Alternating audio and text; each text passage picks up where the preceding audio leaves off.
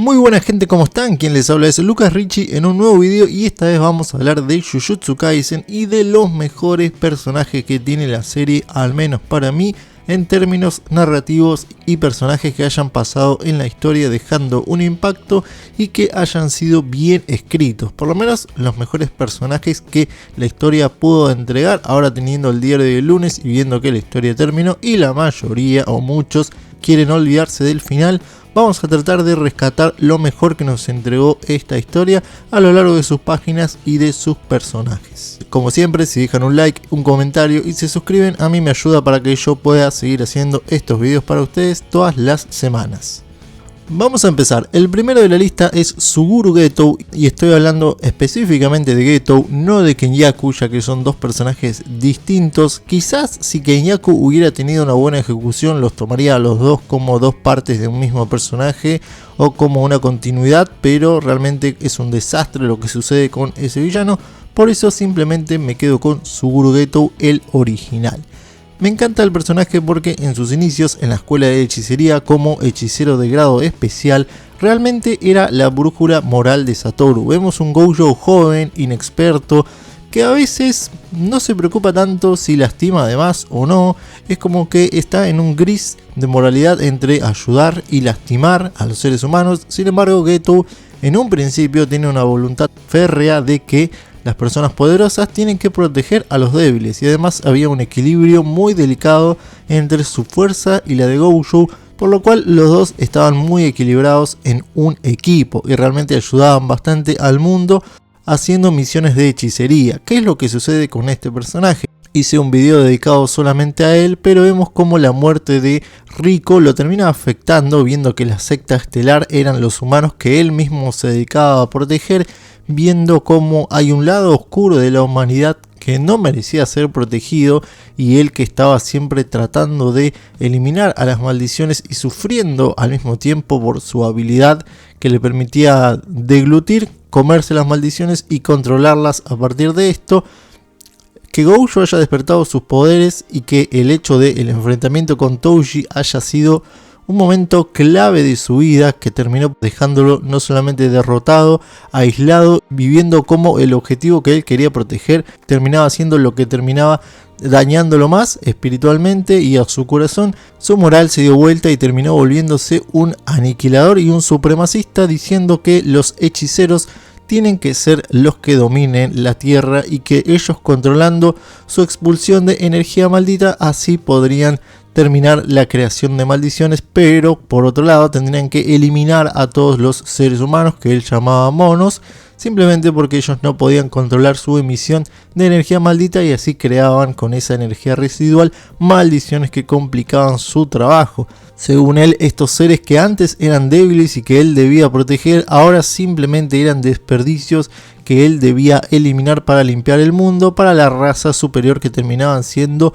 los hechiceros. Esa es la salida que encontró, inclusive matando a sus propios padres. Realmente su mente se retorció por completo. Esto obviamente significó una gran herida para Gojo que él mismo tuvo que superar de forma bastante solitaria, y también significó una gran pérdida para el mundo de la hechicería. Finalmente termina cayendo en batalla contra Yuta, tratando de manipular y de conquistar a Rika, creyendo que él podría absorberla como absorbe a otras maldiciones. Sin embargo, no tenía en cuenta que Yuta era muchísimo más poderoso que él. La verdad que bueno, terminó teniendo un final un poco trágico porque después su cuerpo fue infectado por Kenyaku y utilizado, que hasta el arco de Shibuya está bien, pero lo que viene después es simplemente nefasto. Pero creo que el personaje siguió su voluntad hasta el final. Me agradó que dentro de sus propios términos él rescataba, por ejemplo, a las niñas de la aldea, Mimiko y Nanako, que simplemente eran dos niñas que estaban siendo esclavizadas y torturadas por una aldea que no entendía las propiedades de la energía maldita,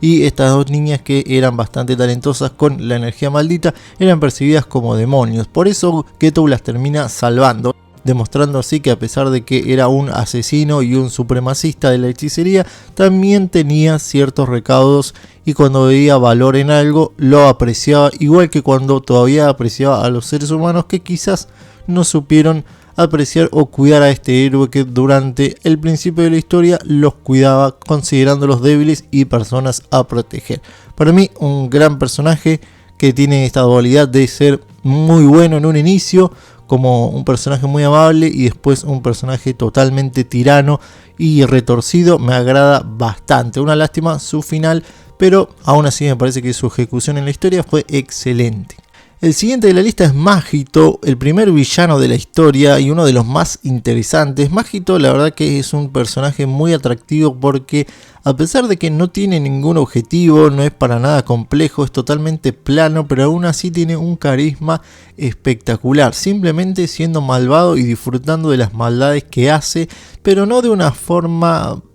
barata y aburrida como por ejemplo Goma de Daima, que es malo porque sí, sino Mahito realmente disfruta haciendo sufrir a los demás. Especialmente se complementaba bien con Itadori al inicio de la historia, siendo que Itadori era muy bonachón y no quería matar a las maldiciones transformadas, ni siquiera a las maldiciones comunes, que estaba con este dilema de darle una muerte digna a cada uno de los seres que él termina destruyendo como hechicero. Entonces Mahito disfrutaba mucho haciéndolo sufrir, modificando a las personas a su alrededor y torturándolo. Realmente un villano que, si bien era bastante básico en términos de escritura, su ejecución en la historia es excelente, porque es súper atractivo, genera muchas emociones, genera mucho odio, mucho resentimiento, muchas ganas de que sea castigado, pero al mismo tiempo también genera muchos fanáticos por esa capacidad de magnetismo que tenía, siendo muy carismático, simplemente viéndose como un personaje que disfruta lo que hace. Así torturó a varios personajes como Junpei al inicio de la historia, obviamente disfrutó bastante de sus peleas con Itadori,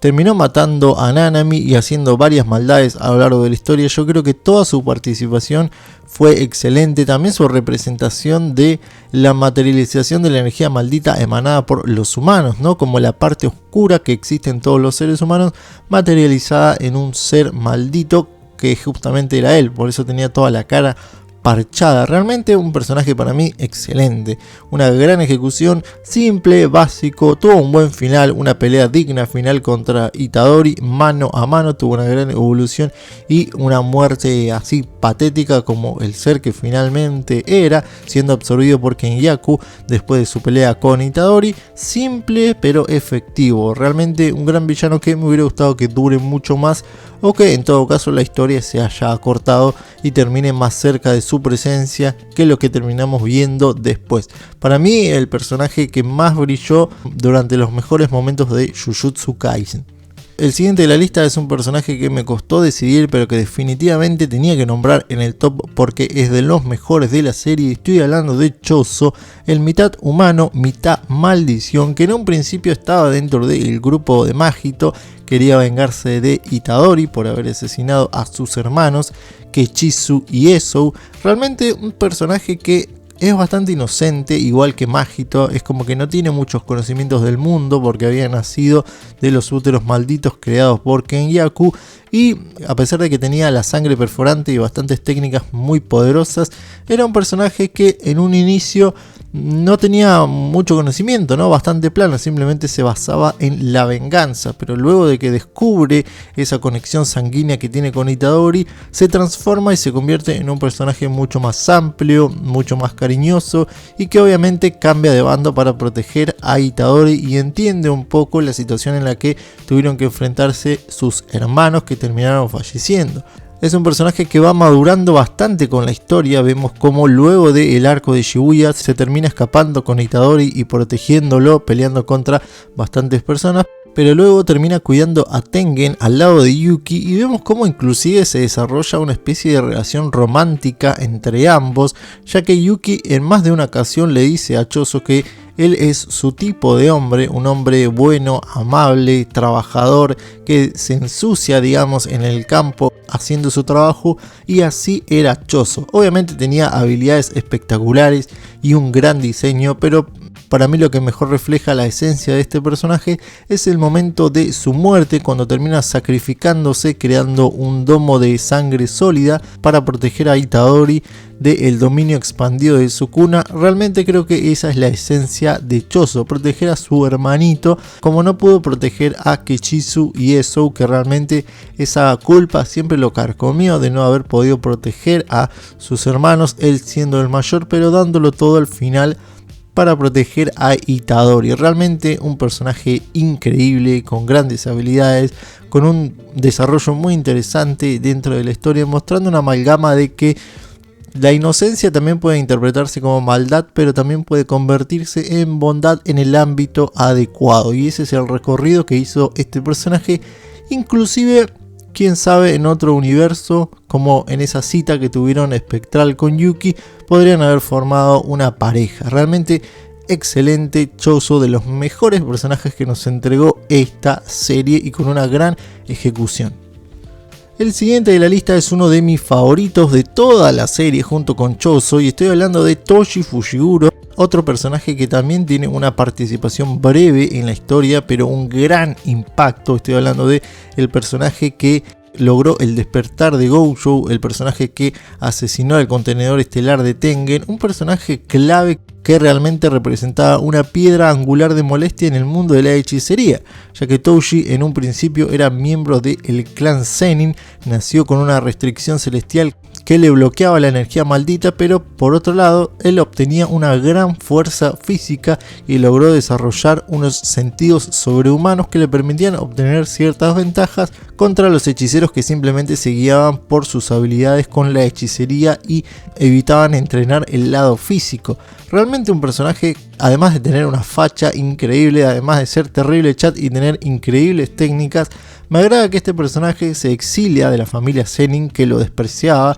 por no tener las técnicas que ellos apreciaban, a pesar de que él era mucho más fuerte que ellos. Simplemente con su fuerza física se vuelve un sicario y termina realizando todos los asesinatos y todos los pedidos del mundo oscuro de la hechicería. Así es justamente como lo conocemos con el pedido del asesinato de Amanai Riko por la secta estelar. Toshi, la verdad que en su última parte de su vida no tenía una vara moral muy alta, simplemente se guiaba por el dinero y para satisfacer sus placeres realmente no le importaba ni el bien ni el mal, ni las maldiciones, ni los humanos, ni los hechiceros, simplemente se guiaba por lo que a él le beneficiaba y realmente sus métodos eran muy efectivos. Quizá lo que lo llevó a la ruina a este personaje es su propio orgullo, ya que luego de haber cobrado su recompensa por haber asesinado a Amanai Riko, Gojo se aparece frente a él y yo creo que él no habría tenido ningún problema, inclusive contra el Gojo despertado, de huir de una pelea contra él. Sin embargo, pelear contra Gojo en ese momento para Toshi simbolizaba el pelear contra todo ese desprecio que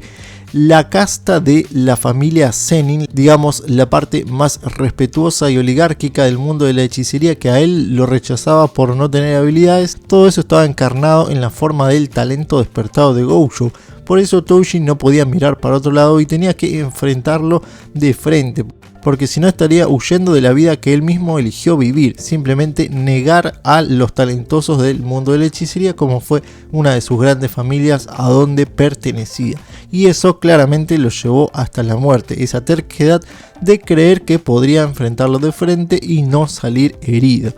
Sin embargo, no todo es terquedad y maldad y un personaje cabeza dura, porque Toshi también tenía un lado bastante amable, pese a que no lo demostraba. El databook dice que Toshi Fushiguro adoptó ese nombre después de casarse con una nueva mujer y tener un nuevo hijo, Fushiguro Megumi, y se dice que eso como padre lo ablandó bastante. Y esto lo volvemos a ver en el incidente de Shibuya, cuando regresa su cadáver como una especie de máquina del mal, matando a toda aquel figura poderosa que él detecta, pero cuando se da cuenta que está peleando contra su propio hijo, cuando le dice su nombre, Fushiguro Megumi, él se detiene por voluntad propia, siendo una invocación que había roto e inclusive asesinado a su propio invocador. Vemos como todavía le quedaba una pizca de cariño y de humanidad cuando salvaba a su propio hijo de una pelea contra él. Realmente un personaje excelente, tiene peleas brutales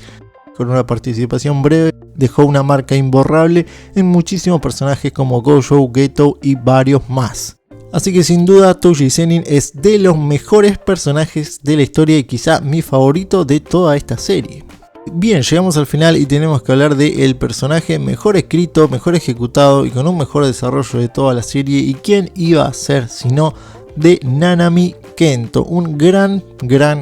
personaje. Estamos hablando de uno de los personajes más serios y rectos de la historia, uno de los personajes que tienen una moral también inquebrantable como la tenía Geto en su momento. En un inicio, Nanami era simplemente un joven estudiante de la escuela de hechicería sin demasiadas preocupaciones, pero cuando fallece su compañero Haibara, se da cuenta que nadie cuida a los hechiceros, que los hechiceros están a la buena de Dios y que siempre van a tener una muerte horrible, ya que la humanidad no los reconoce. En ese momento él se da cuenta que quizás la vida de la hechicería no era para él, que no podía soportar la muerte de sus compañeros y que no podía soportar esta lucha en las sombras por el bien, así que se dedica a ser simplemente un empleado más, dedicándose a una vida aburrida, egoísta, a pesar de que él seguía teniendo habilidades de hechicería y viendo cómo estas maldiciones afectaban a la gente. Él simplemente se dedicaba a llenar sus bolsillos y a ser un empleado más,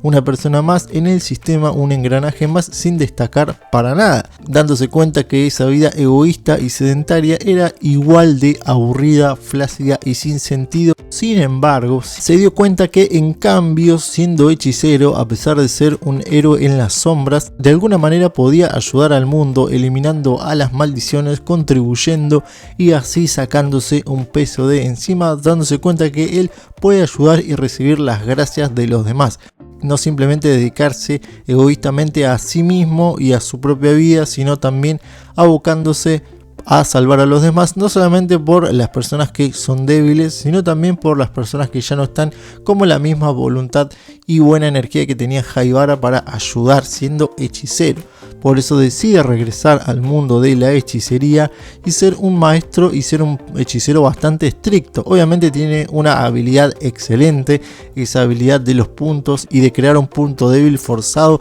en el enemigo. Realmente es un personaje con una habilidad espectacular. También supo tener el récord de Black Flashes ejecutados en batalla, un récord para nada menor que inclusive ni siquiera Gojo pudo superar, nada más lo superó Itadori a lo largo de la historia. Vemos que Nanami, a pesar de que parece desganado y que está frustrado con su trabajo y que siempre habla de las horas extra y de como la presión de ser un empleado, sigue teniendo una vocación bastante fuerte, no solo como maestro, sino como hechicero y sobre todo como salvador. Realmente un personaje con una voluntad inquebrantable. Obviamente esto llega a su final en el arco de Shibuya, donde termina luchando hasta su propia muerte. Se ve envuelto en situaciones donde claramente lo superaban, como la pelea contra Dagon y la pelea contra Magito, y donde se ve envuelto por un montón de maldiciones e inclusive en sus últimos momentos dedica su vida a la hechicería y a exorcizar maldiciones porque ese creía que era su papel en la vida.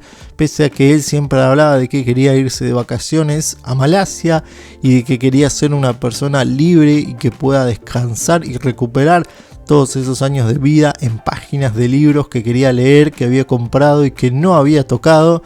Pese a todo ese deseo, siguió dedicándose y metiéndose en trampas sin fin en el oscuro mundo de la hechicería. Pese a que por varios momentos ni siquiera quería ser hechicero y tampoco quería ser maestro, vemos que es un personaje bastante reacio a sus propias actividades. De todas formas las realiza porque creía que ese era su valor de vida. Contrario a Geto, que pierde su brújula moral y que termina volcándose al mal, Nanami no se vuelca hasta el mal, sino que se sale del sistema de la hechicería y vuelve a regresar porque firmemente creía que ese era su lugar de pertenencia. Sobre todo esto se cristaliza cuando él estaba renegando y se estaba amargando de su vida de administrativo y de empleado común y corriente, cuando ve una cajera que le responde todos los días con una sonrisa, pese a que estaba siendo acosada por una maldición y él no hacía nada para ayudarla. Ahí es cuando se da cuenta que su lugar no era un lugar sedentario, aburrido y estoico detrás de un escritorio, sino que tenía que volver a salir a matar maldiciones porque ese interpretar interpretaba a él era el papel que le había tocado en su vida. Era el rol que tenía que cumplir y que teniendo el poder para cumplirlo, ignorarlo sería simplemente una vida de más desgracia de la que simplemente él ya tenía cumpliéndola, como cuando combatía al lado de Haibara y lo vio morir. Sin duda un personaje que se sacrificó por los demás, que supo cuál era su papel, aprovecharlo hasta el final y darlo todo, inclusive hasta en sus últimos momentos, en sus momentos de convalecencia, y de darle también a Itadori toda la enseñanza que necesitaba, diciéndole que los hechiceros siempre tenían una muerte terrible, horrible y en solitario, sin importar cuántos seres queridos cosechaban. Nanami de todas formas se despidió de Itadori con una sonrisa para que eso no fuera un pesar para él, sin esperar que se lo iba a encontrar en sus últimos momentos antes de que Mahito lo desintegrara. Simplemente cine, realmente un personaje excelente que ha tenido un pasar muy bueno a lo largo de la serie, un diseño espectacular, técnicas de hechicería tremendas, lo dio todo peleando contra varias maldiciones. Creo que es el personaje mejor escrito y mejor ejecutado a lo largo de toda la historia, con un inicio y un final sublimes. Si se dan cuenta, todos los personajes que nombré, o por lo menos todos los que me parecen los mejores a mí, son personajes que murieron o personajes que no llegaron al final de la historia, realmente demostrando que los personajes que se quedaron hasta el final no tuvieron el mejor de los desarrollos ni el mejor de los finales. Pero bueno, esto ha sido para mí la lista de los mejores personajes de toda la historia de Jujutsu Kaisen. ¿Cuáles son los de ustedes? ¿Cuáles son sus favoritos? Los estoy leyendo y nos veremos en un próximo video. Adiós.